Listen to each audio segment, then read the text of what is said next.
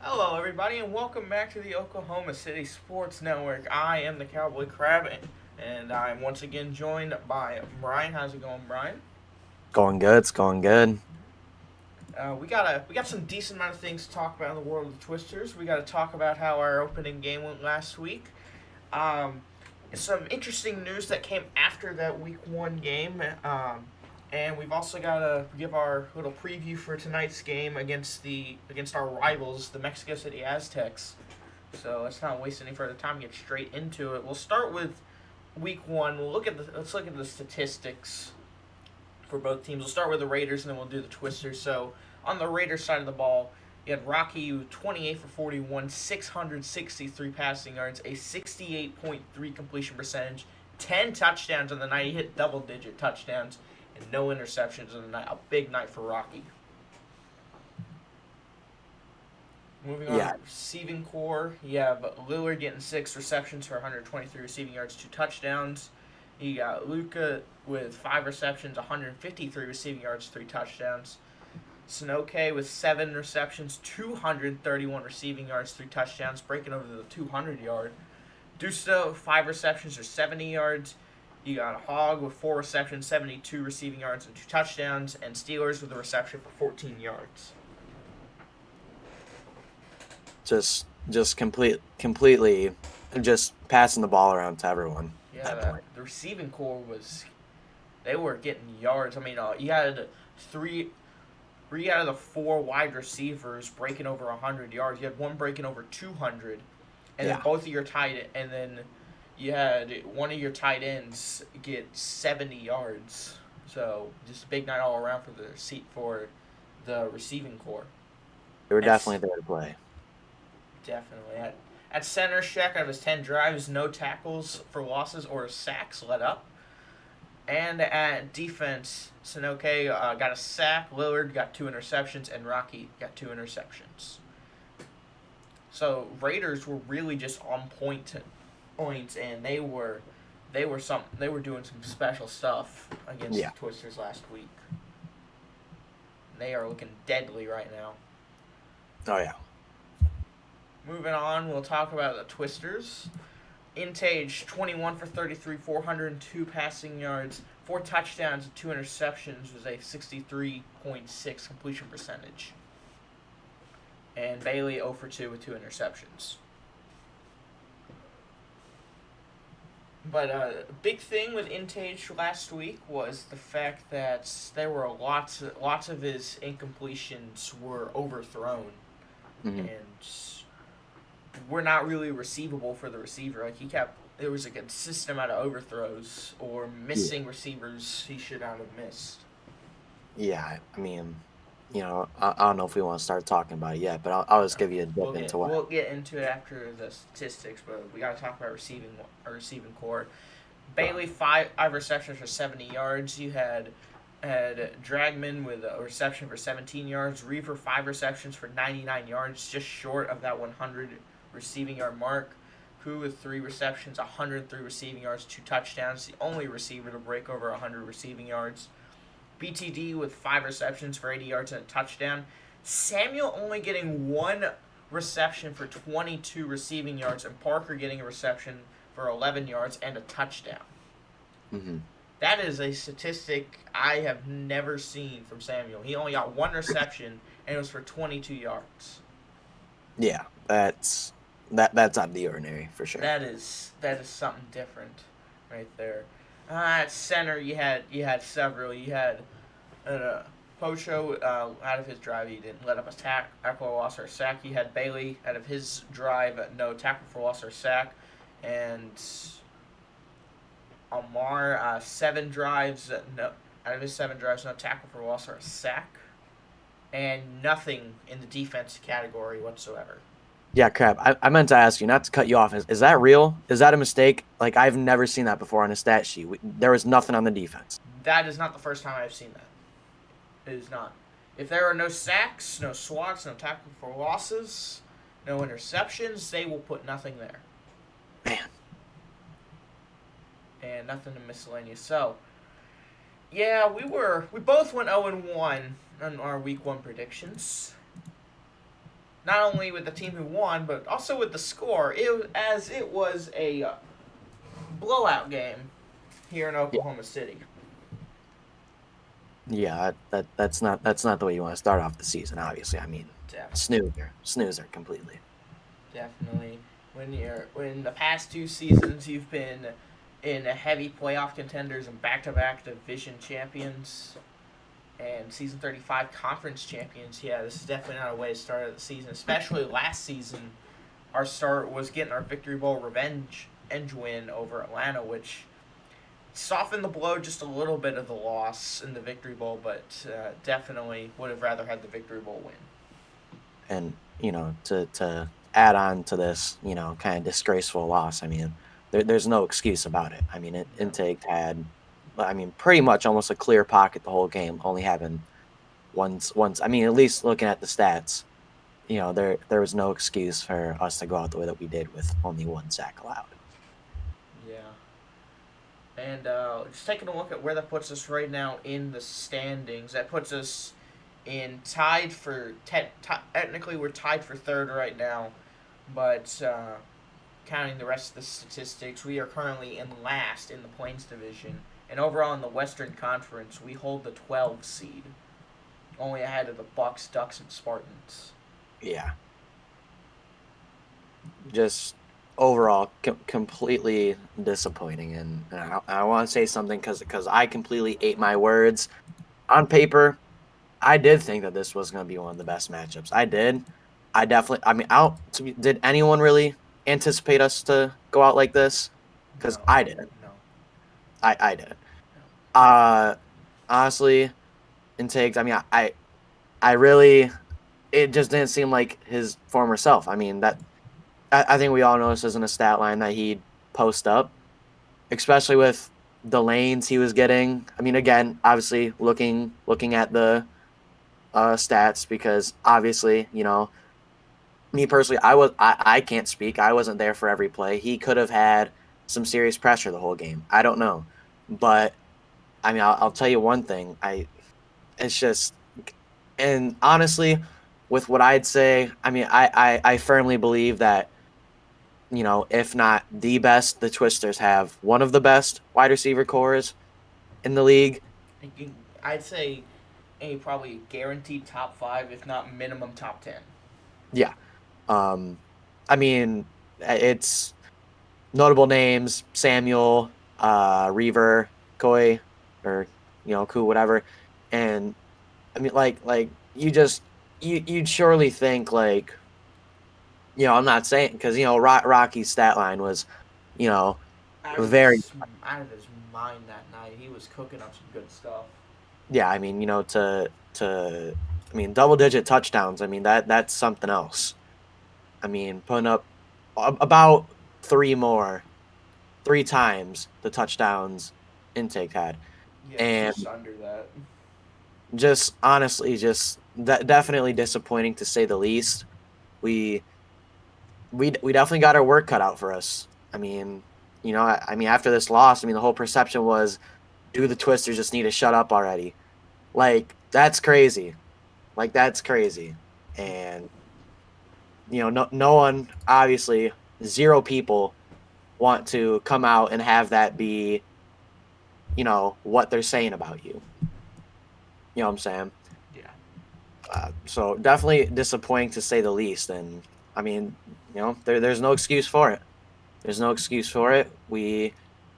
I mean, I don't know. Did I underestimate them or did we just have a bad day? Because I do think on paper it's a pretty even matchup, and that's why it was game of the week. Yeah, I definitely think the way we were playing, I definitely think it was mostly, it was definitely some of the things that we did, like Intage, like overthrowing receivers, the defense not doing as well as it could. Which I mean, as long as I've been here, I've always said defense is the weakest link. And last week really proved my point that the defense has always been, and as of right now, it looks like it will forever always be the weak link of the Twisters, as they did not play the greatest on defense whatsoever last week. And just like to completely go out there on game of the week, as I said, because I thought that we would come out there with some vengeance. Like should we have lost how we lost in the divisional round last year? No, No, no. no. But I mean, just completely leaving the luggage at the airport. No. Like, there's no other way to say it. Complete. Had the blackout, had everything set up, everything had literally. All eyes were on Oklahoma City here, and a home team just they're still thinking off season. They were still at the golf course. Right. I mean, they had the cards, they just didn't play them right. And the fact with me is, I'm not upset with the fact we lost because we were as we were talking last week. It was around a 50-50 game, Right. but just the way we lost is why I think me and you were upset about how last week went. Oh, 100%. And Yeah. it sucks when you, because I didn't even join the game that late. Like I said, like, oh, I can't speak because I didn't see a lot of it. Well, I saw quite a bit of it, and Not to mention I, the I full game is up on my YouTube channel, so you can go rewatch it if you want. right. Um, I mean, I joined and it was 22-7, and I it's a game that I'd certainly like to leave in the past because Hmm. that was a game I was certain on that had a lot behind it. It was going to set the tone of the season. Just kind of a little bit of a buzzkill. Not a little bit, quite a bit. Pretty big buzzkill here in Oklahoma City, but we do got to move on from week one. We got to talk about some of the stuff that came out after this game. Well, first, I'd say let's start with the trade that happened with between the Twisters and the Olympia Sky Kings. So the Sky Kings receive Amar, and the Twisters with the trade getting Silic from the Sky Kings. Yeah. Um. So I mean, ever I think it was a solid trade, and I mean, The obviously, community agrees with you on that one. right. Um. It's just what had to happen. It's just what had to happen. It was a good trade though. I think we're undefeated on trades so far. Um, but I mean, this trade, obviously, it's always going to be big news when there's a trade in Oklahoma City. But there was even bigger news coming from this game, Hmm. and that was the movement at the quarterback position. Which whether you're a fan of it or not, I think everyone knew it had to happen. I think that's just what it is. Hmm. So, Crab, if you'd like to go ahead and break the news, Yep. I'll let you have the honors. So Bailey will be moving back to the quarterback position after that Week 1 performance. His return start will be tonight against the Mexico City Aztecs. So it will be good to see Bailey back to quarterback and hopefully have a better performance than his two passes last week, both getting intercepted. But also, one other thing came out of last week's game.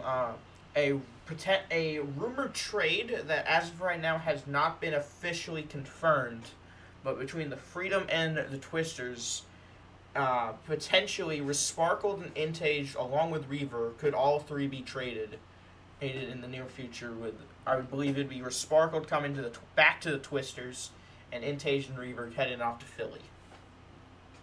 Yeah. So, I was talking to Crab before the show, and like obviously I'd understand the move with Intaged, but I wouldn't really understand the move with Reaver.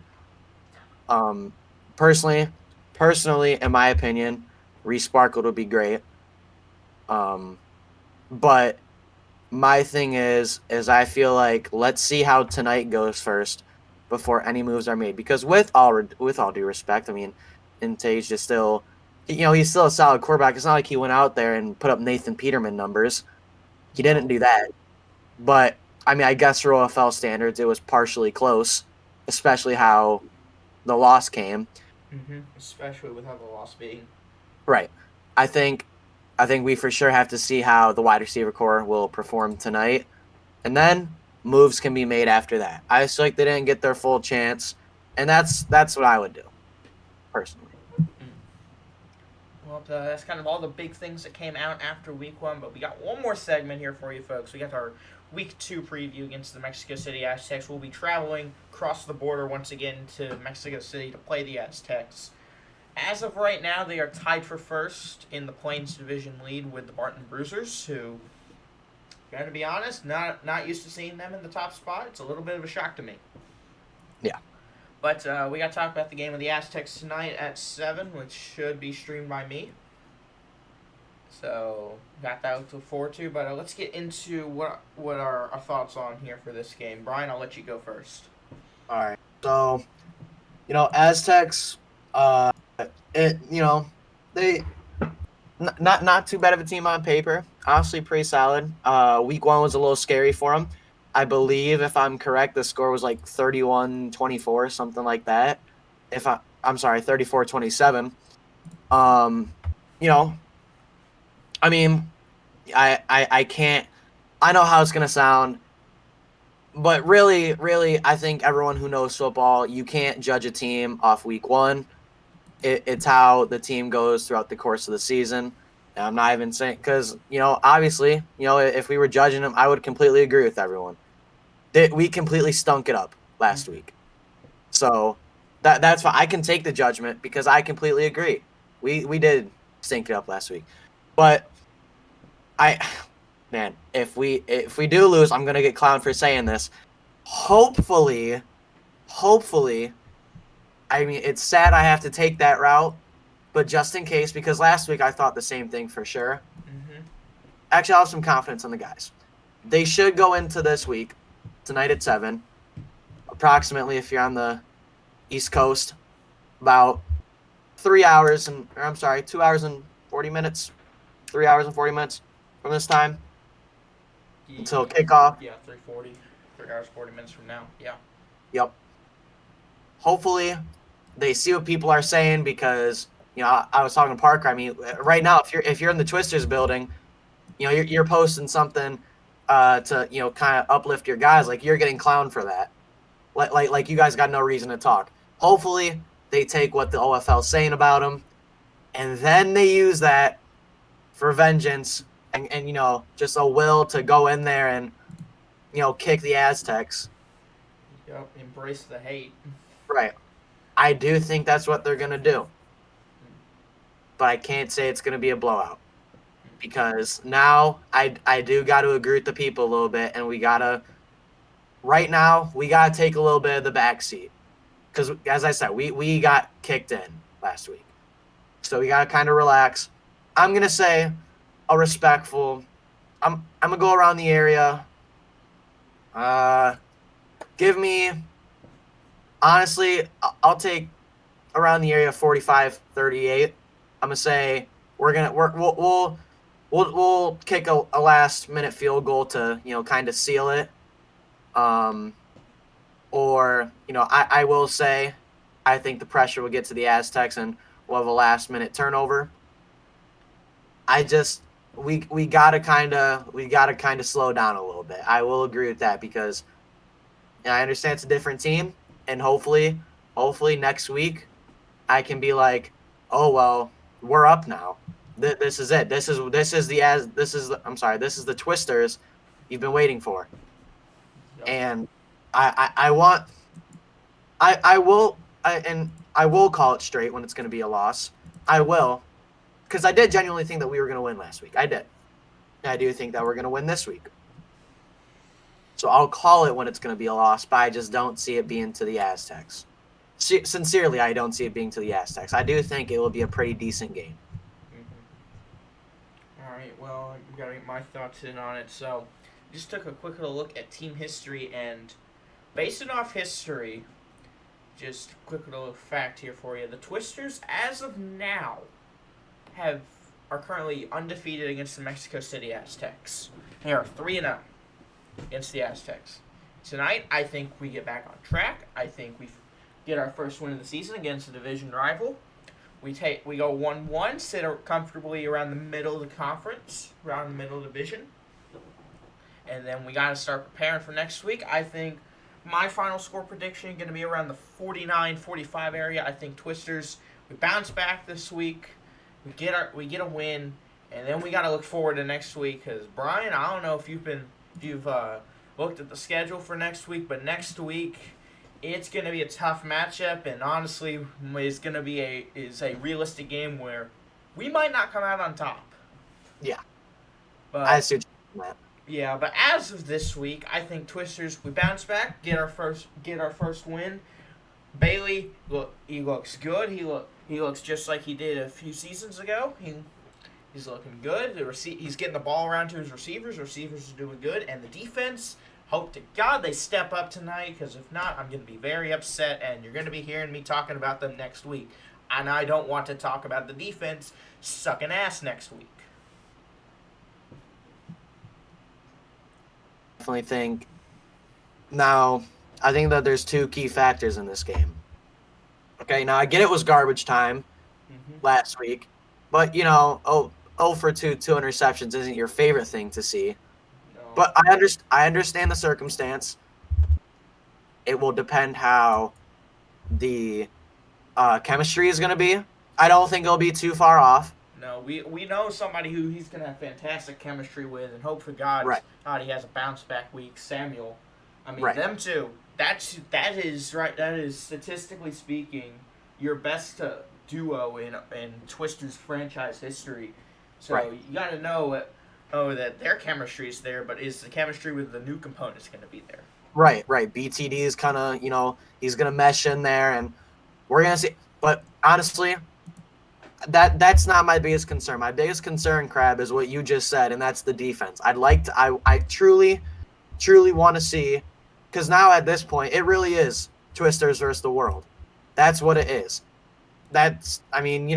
Who right now, if you're not a part of the Twisters organization or you're not a Twisters fan, who else can say from a different organization, oh, I don't hate the Twisters. Twisters are, they're a solid team. No one's saying that right now. Mm-mm.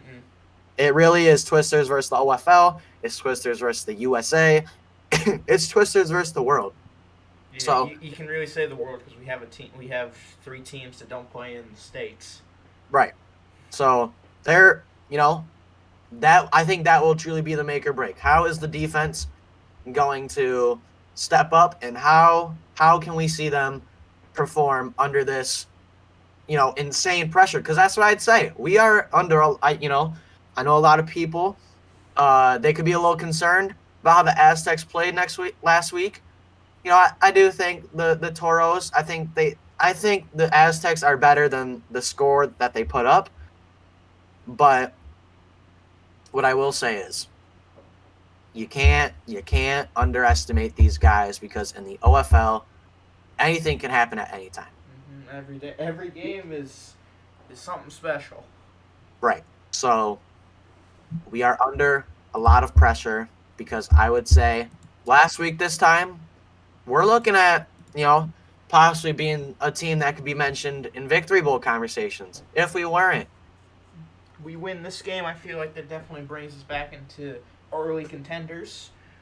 Right. But we lose, then when we see who we have to look at playing next week. Unless we win that game, we're 0-3, and then we've got to fight for a wild card spot. That's if we lose. If we win, then we're back to a 500 record, and then we got to look to our, I'd probably say, the toughest game left on the schedule.